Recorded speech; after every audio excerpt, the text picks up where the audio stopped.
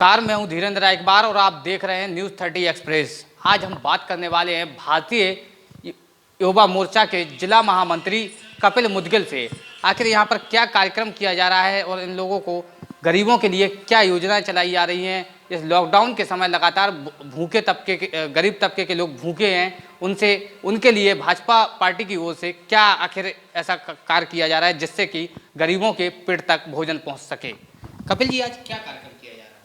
आज माननीय गरोठा विधायक जवाहरलाल राजपूत जी के निर्देश पर मोठ नगर में एवं अन्य ग्रामीण क्षेत्रों में लंच पैकेट वितरण किया जा रहा है। माननीय विधायक जी के निर्देश पर पहले हम लोगों ने राशन वितरण किया, सैनिटाइजर और मास्क वितरण किए। इसी क्रम में आज हम लोग लंच पैकेटों का वितरण कर रहे हैं। माननीय विधायक जी की सोच है कि इस समथर गरोठा विधानसभा में, इस जिले में किस सोच को आप ध्यान में रखते हुए लोगों को यह जो खाने के पैकेट हैं वितरण कर रहे हैं, आपने राशन वितरण किया, क्या इसमें कोई विशेष विधायक जी की सोच छिपी हुई है?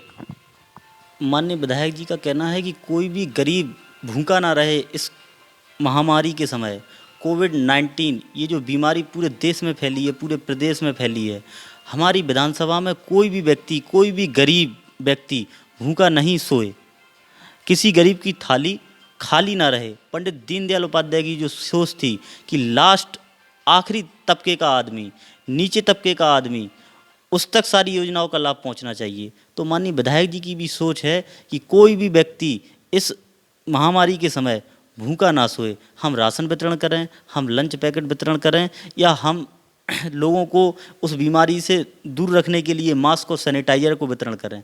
लेकिन बहुत बड़े बड़े लोग हैं इस संसार में जो सब कुछ खुद इस लॉकडाउन के समय में निर्वहन कर सकते हैं, लेकिन वो गरीब व्यक्ति, वो दिहाड़ी मजदूर जो एक दिन में सुबह जाता है मजदूरी करने, शाम को कमा के आता है और फिर खाता है भोजन। तो माननीय विधायक जी ने कहा है कि उस व्यक्ति को हम भूखा नहीं सोने देंगे।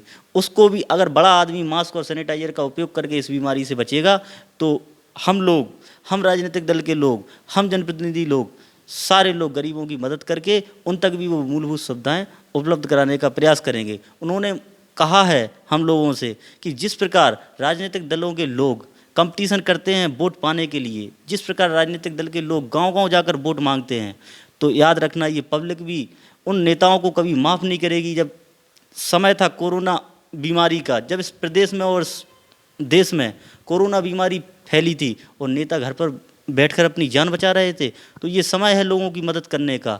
ये समय है कि लोग कंपटीशन करें, सारे राजनीतिक दल के लोग कंपटीशन करें। हम तो कहते हैं सपाई भी आए, बसपाई भी आए, कांग्रेसी भी आए। जिस प्रकार वोट में राजनीति करते थे, जिस प्रकार वोट में कंपटीशन करते थे, आज सब आके कंपटीशन करें, सब आके लंच पैकेट बांटें, सब आके राशन सामग्री बांटें।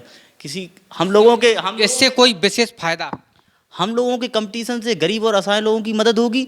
अगर वो 100 पैकेट बांटेंगे, हम 200 बांटेंगे, कोई उस कंपटीशन में 300 बांटेगा, तो कहीं ना कहीं 1000 और 2000 लोगों को पहुंच जाएगा। और हम तो एक बात और कहते हैं, जो भी इस लायक है, जो भी इस कोई 1 पैकेट बांट दे, कोई 2 बांट दे, कोई 3 बांट दे, कि जिसकी जितनी क्षमता वो उतना काम करे। कोई 50 बांट दे, कोई 100 बांट दे, लेकिन इन सबको बांटने के बाद कोई गरीब बस भूखा न रहे। यही सोच भारतीय जनता पार्टी की है, यही सोच माननीय विधायक जवाहरलाल राजपूत जी की है और यही सोच भाजपा के सारे नेताओं की। तो ये हमारे साथ बातचीत करने के लिए भाजपा युवा मोर्चा के जिला महामंत्री कपिल मुदगिल थे।